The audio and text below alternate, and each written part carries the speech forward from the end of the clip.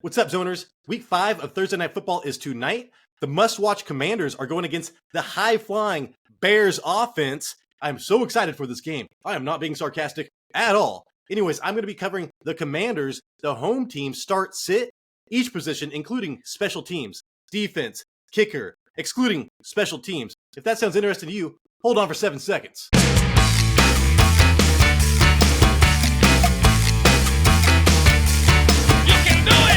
What's up, Zoners? This is Tyler, Big Turd Ward, and Banjo, the dog, coming at you live from my living room. And this is the Fantasy Red Zone.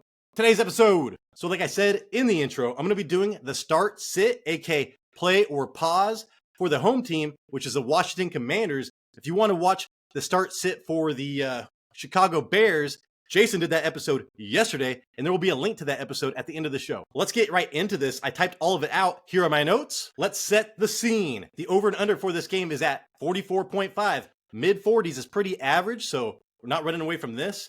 Washington is favored by 6, so that is kind of a big number. Hopefully, the Bears can stay in this game. The weather in Washington is supposed to be partly cloudy, 73 degrees, with 1% chance of precipitation. Here we go. A young, chicken-eating Brett Favre, as he was described by Chris Long. I thought that was hilarious. I am pressing play on Sam Howell. The Bears are allowing 22.1 fantasy points to quarterbacks this season. That is the second most in the NFL, so this is a juicy matchup. The Bears are allowing just over a 70% completion to opposing quarterbacks. That's insane. They also only have 2 sacks on the season. That is dead last in the league. They only have 2 interceptions and 0 fumble recoveries. They are allowing the 5th most passing yards and the 2nd most points, to other teams. And with all that being said, Howell just threw for 290 yards and a touchdown last week versus Philadelphia, who are not great in pass defense, but they are much better than the damn Chicago Bears. In that game, he also ran for 6 times, for 40 yards. If he can continue that, that ups his floor a bit. And a couple of weeks ago, he just scored 20 fantasy points against Denver, and that defense is just as shitty as the Chicago Bears, maybe even shittier. Sam Howell has been averaging 18 fantasy points per game this season if you throw out that Buffalo game. Act like it never existed. Next up, Brian Robinson. I really wanted to like him last year after getting shot, Got shot 3 times. It doesn't walk with a limp. I think he had a limp last year because he was not nearly as explosive back then. The Bears are allowing 30.3 points to running backs this season. That is 2nd most in the NFL. He just carried 14 times for 45 yards and a touchdown versus the 2nd best defense versus, opposing fantasy running backs. Last week, for 11 fantasy points, this is going to look like Swiss cheese defense compared to the Philadelphia. He has 3 rushing touchdowns in 4 games while getting 14 or more carries in 3 of those games. He has 2 20-plus yard rushes this season. That is in the same tier as CMC, Derrick Henry, and a lot of others. And that number stands out to me because he had the equal amount last year, the total amount of last year. He's reached that in 4 games this year. So, like I said, he did not look explosive this last year. He is passing the eye test this year. I think Brian Robinson is a top 10 running back this year. Next up, Antonio Gibson, Jason's fantasy MVP. I'm going to rub that in your face because I'm going against you this week. He's trying to hand me my first fantasy loss. Mind games, motherfucker. I'm pressing pause on Antonio Gibson.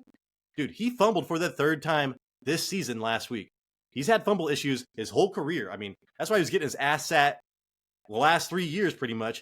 He did have 6 carries for 19 yards versus Philadelphia, and he did have the same yards per carry as Robinson. Dude, he only had a 39% snap share. Robinson's 63%, but he did touch the ball more than any other game this season. So he is trending in the right direction, but that fumble, man. Next up, Scary Terry McLaurin. I'm pressing play on Terry McLaurin. The Bears are allowing 30.2 fantasy points to wide receivers this year. That is the 11th most in the NFL. Dude, he led the team in receptions, targets, and receiving yards last week versus Philadelphia. Dude, he had 10 targets, which he caught 8 of those for 86 yards. That was a great game for him. And most of that was in the first half. They had to adjust to him. He also had a fumble recovery in the end zone, and that was from Antonio Gibson, I'm pretty sure. And that's how he ended up with 18 fantasy points against Philadelphia last week. He did score 13.5 fantasy points versus Denver the other week, and that is a similarly shitty defense. Sutton went 3 for 27 and a touchdown versus the Bears last week. They did not throw for many yards, but it is encouraging that their their X or whatever, the vertical routes, caught that touchdown. I'm looking for Terry McLaurin to have probably at least 80 yards and a touchdown this week. Next up, Jahan, the second-year rookie wide receiver that everybody wanted so bad going into this season. I'm pressing play on Jahan. I think that you can only start Jahan in certain situations this year, and I think this is one of them. So a lot of people wanted to drop him last week. Dude, he had 9 targets and a touchdown last week. So I'm just saying, depending on the game, I'm comfortable starting Jahan against the fucking Bears. Yes, please. Dude, he is dealing with an injured ankle, so that is something to keep an eye on. But he does have 25 targets through 4 games without having a game over 40 yards. So that is kind of weird to me with the targets and no yards. He does have that touchdown. So I want to see him against a shitty defense. Like, I know the Denver was really bad, but still, I want to see it again against somebody like the Bears. Washington allowing 30 points to opposing teams this year, like real life points. That is in the bottom third of the league. So I'm hoping that the Bears keep the game interesting and Washington just doesn't run the ball 1,000 fucking times. I'm expecting the Bears to be able to score on Washington, and that's why I think that playing Jahan will be okay. You want them to go against a team that will score points. If they dominate too much, Jahan will not get a big enough piece of the pie. But this week, I think he's going to be a solid wide receiver 3 play, like a flex play for you. Next up, Curtis Samuel. I'm pressing pause on Curtis Samuel. He does have 20 targets through 4 games, and he had 8 last week. That is still less than Jahan Dotson. Overall targets are still less than Jahan Dotson. He did get that rushing touchdown last week, right? But he's only been rushing the ball less than 1 time per game. You cannot rely on just that fluke rushing touchdown. He does have over 50 reception yards in 3 of the 4 games, so surprisingly, his floor is higher than Jahan's. But I'm going for upside this game. I don't want some, 7-point game from fucking Curtis Samuel. I want like a double-digit game from Jahan Dotson. Wide receiver 3 in this offense, and I only want to start the top 2 on good weeks with Sam Howell under center. Until I see something else, I'm pressing pause on Curtis Samuel. Next up, my secret start of the week. If your name's Parker Reynolds, I'm sorry. Dude, I fucked you apparently. But guess what, dude? You fucked yourself because you drafted Breece Hall in the 3rd round.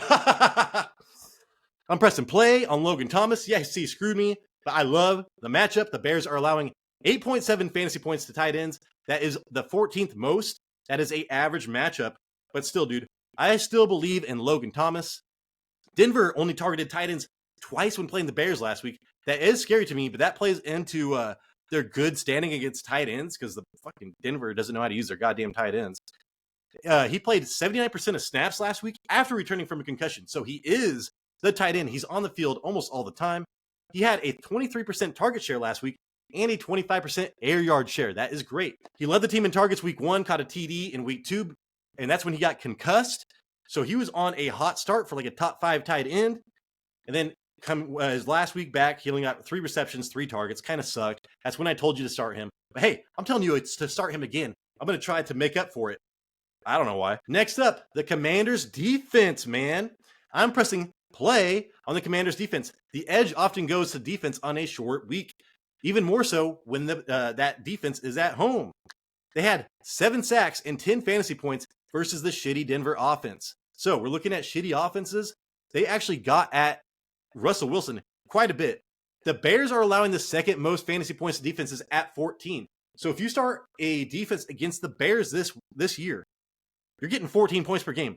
I don't even think my defense has scored 14 points in a game. I'm happy if they get double digits. So dude, the opportunity is there for the Washington Commanders defense this week. Lastly, Slye, the kicker. I'm pressing play on Slye. He has only 8 attempts on the year and has not had a double-digit fantasy scoring game yet. That is shit for a kicker. I want 10 points. I want 10 points from my defense, 10 points from my kicker, and this fool has not reached it in 4 games. The Bears are giving up the 8th most fantasy points to kickers at 10. I think that he will break the double-digit barrier this week. You can start Slye as a kicker if you really need one. All right, everybody, that is the show. Thank you so much for watching. Hopefully I earned a thumbs up. Hopefully I earned a subscription. If you're not already subscribed, please subscribe. We need it. We need it. Hey, this is Tyler Big Turd Ward, and I appreciate you.